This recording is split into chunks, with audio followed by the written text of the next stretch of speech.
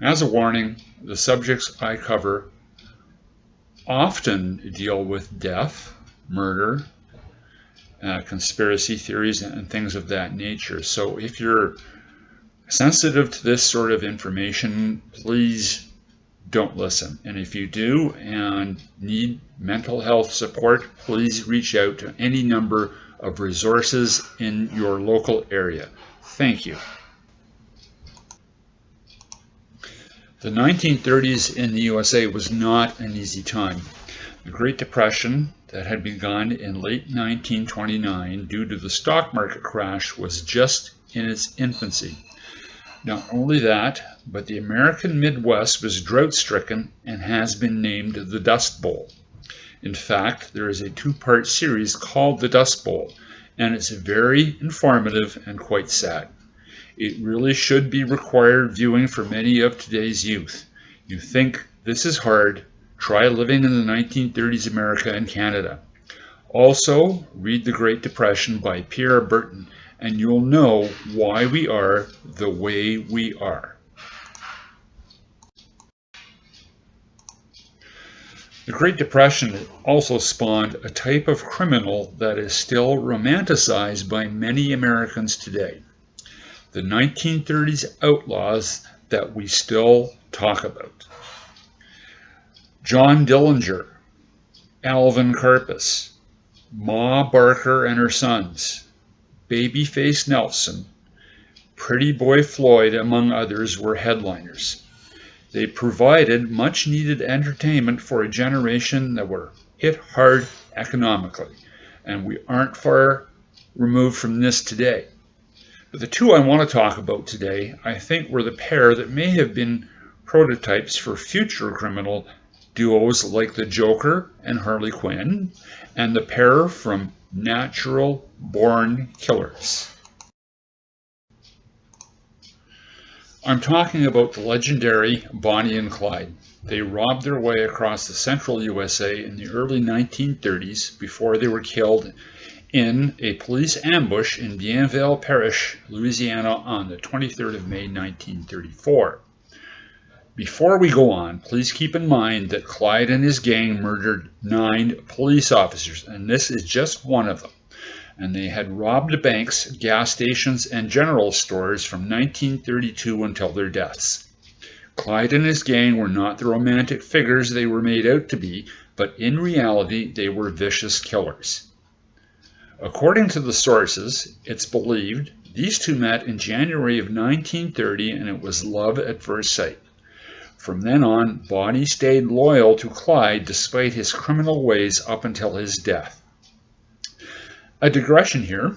I recall at least 2 productions that I know of that romanticize the lives of Bonnie and Clyde.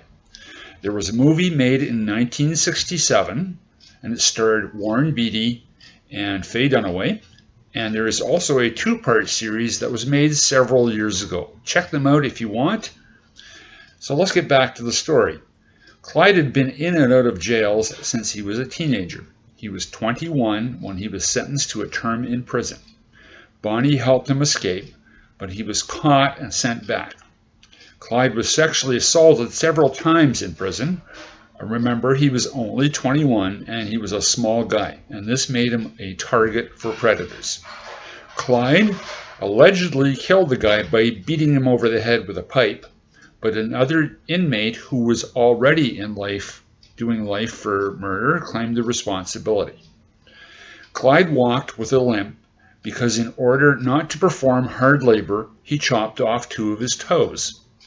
Prison really screwed Clyde up. He wasn't the same person, and one inmate said he saw Clyde turn into a rattlesnake.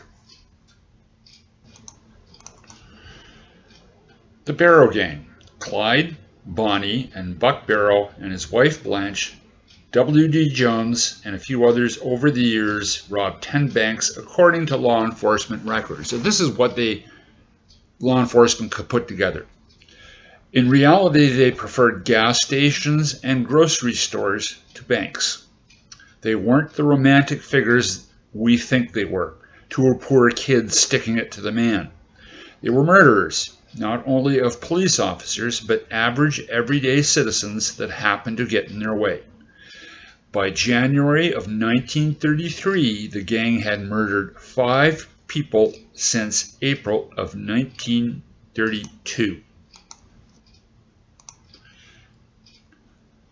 Clyde's brother Buck and his wife Blanche joined Bonnie and Clyde in the hideout in Joplin, Missouri. They usually partied late into the night and drank a lot, so much so that Clyde had a negligent discharge from a Browning automatic rifle, or a BAR for short. Couple of words here. A negligent discharge usually happens when you're not paying attention to what you're doing with a weapon. Another word about the Browning automatic rifle. It is really a light machine gun chambered for the .30-06 round. It will ruin your day. This was Clyde's favorite weapon. The original version weighed about 16 pounds, but try to fire that weapon from the standing position for a while. Nonetheless, it overmatched the pistols and the submachine guns law enforcement was equipped with. I'm just going to go off on a little tangent here again. Let me explain the difference. The Browning automatic rifle fired a .30-06 rifle round, and that's something you'd hunt big game with. The Thompson submachine gun fired a .45 caliber pistol round. The difference is huge. The .30-06 round is much longer and it packs a huge punch. Not to say that the .45 is a bad round. At close range, it's devastating, but the .30-06 outranges it by a very wide margin.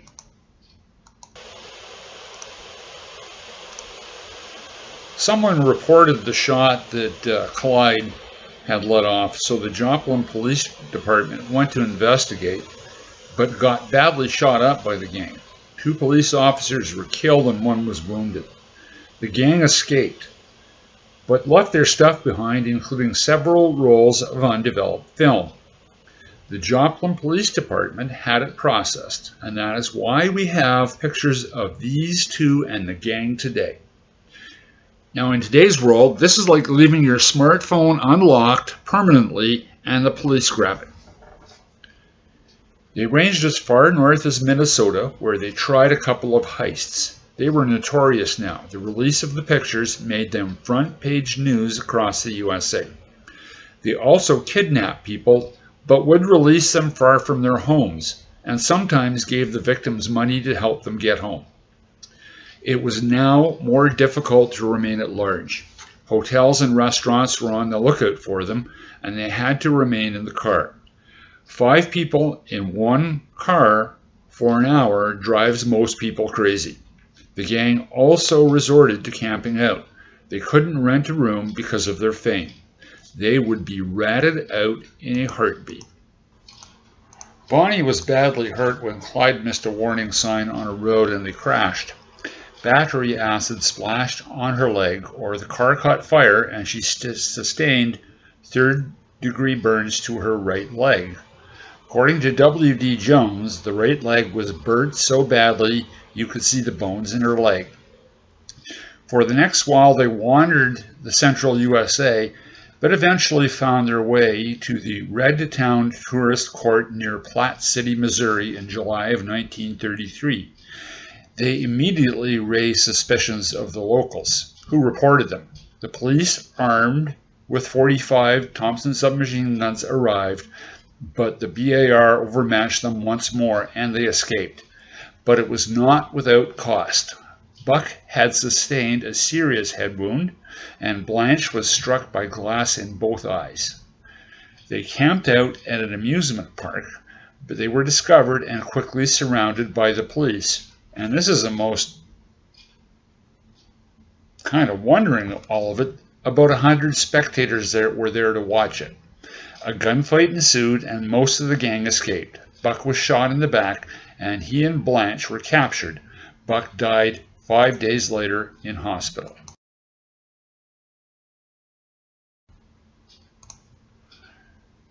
For 6 weeks, what was left of the gang ranged far and wide from Colorado to Minnesota and to Mississippi. This would be difficult to do today in normal conditions. How about in the 1930s, when there were no interstates, the country was in the middle of a depression, and the cops are onto you? Look at the maps, it's incredible. This didn't stop them from robbing gas stations and general stores. In September of 1933, the gang went to Dallas to visit their families, but W.D. Jones was captured in Houston. Now, W.D. confessed, and Bonnie and Clyde were now wanted for murder. I've added 2 slides that are supposed to be the homes of Bonnie and Clyde, and it is kind of amazing they are still standing if these are really the houses.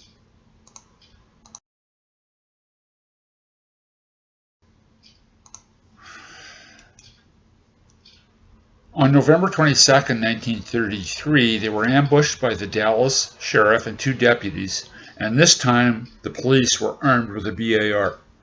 Bonnie and Clyde escaped again, but this time were hit in the legs by a .30-06 round. On the 16th of January 1934, Clyde orchestrated the escape of 5 inmates from the jail he was incarcerated in, the East Ham prison farm. Clyde had a grudge against the Texas Department of Corrections, and many suspect this is the reason why he and Bonnie went on the crime spree they did. During the escape, gang member Joe Palmer shot and wounded a Texas prison official who died a few days later. Texas officials were, to put it politely, a tad upset. The Texas Department of Corrections persuaded Frank Hamer, a former Texas Ranger, to hunt the gang down. He was an admired Texas figure who had been involved in several shootouts and reportedly had a body count of 53 dead criminals. Hamer and his posse started to trail the gang on or about February 10th, often living out of their cars and only a town or 2 behind them. If the gang knew about this, it didn't stop them from robbing and killing. On April 1, 1934, the gang murdered 2 police officers in Texas. The negative publicity caused Hamer and his posse to double their efforts to take the gang down, with extreme prejudice if need be. The gang also murdered a 60-year-old police officer, William Campbell, a widower and a father, in Oklahoma. This murder increased public hostility, and the pressure to take the gang down increased. Up to now, Bonnie wasn't really viewed as a murderer, but because of an eyewitness account that was later discredited, Bonnie was now seen as a murderer. So let's talk about the takedown. It happened on the 23rd of May, 1934, in Bienville Parish, Louisiana. It was an ambush, pure and simple. Hamer had a gang member's father planted near the ambush site to force Barrow to move into a more advantageous position. The lawman opened fire, and Clyde was pretty much killed instantly with a shot to the head. In all, the lawman fired about 130 rounds. Both Bonnie and Clyde were hit about 50 times each, and each round could have been fatal. Others dispute this, saying each had been hit 25 times, but being shot 25 times versus 50, there isn't much of a difference. It is said that the lawmen were deaf for several hours after the ambush. They used automatic rifles, shotguns, and pistols in the assault. The scene after the ambush was a gong show. Word got out that Bonnie and Clyde had been taken down, and the locals were out seeking souvenirs, locks of Bonnie's hair, and someone even tried to cut off Clyde's trigger finger. The death car was towed with the bodies still inside to the Conger Furniture Store and Funeral Parlor in Arcadia, Louisiana. Laugh as you might, it seems furniture stores and funeral parlors shared space in the 1930s. Upon examination, it was found that Clyde had been shot in the head by a .35 Remington semi-automatic rifle, so his death would have been quick.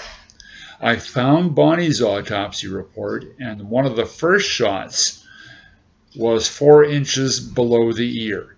Death would have been quick, as there are numerous wounds listed. I'm not going to show any death pictures other than the car, which is a point of interest itself. The population of Arcadia at that time was about 2,000, but in just a few hours, once the word got out, it swelled to over 12,000. It seems the people got there any way they could: horse and buggy, automobile, trains, and even airplanes. Consider this: it's the 1930s, the middle of the Great Depression. No TV, maybe a radio in the house, no internet, no smartphones. 2 people killed were infamous, and people needed to see it for themselves. Now we're glued to our TV sets and the net when things like this happen, so we're not so different. The 2 lovers had made it known that they wanted to be buried side by side, but the Parker family refused. Over 20,000 people attended Bonnie's funeral. Clyde had a private funeral and was buried next to his brother Marvin. They share a common headstone that says, "Gone, but not forgotten." How true. It's been almost 90 years, and we are still talking about them. This might have been the end of the story, but one question remains. What happened to the car?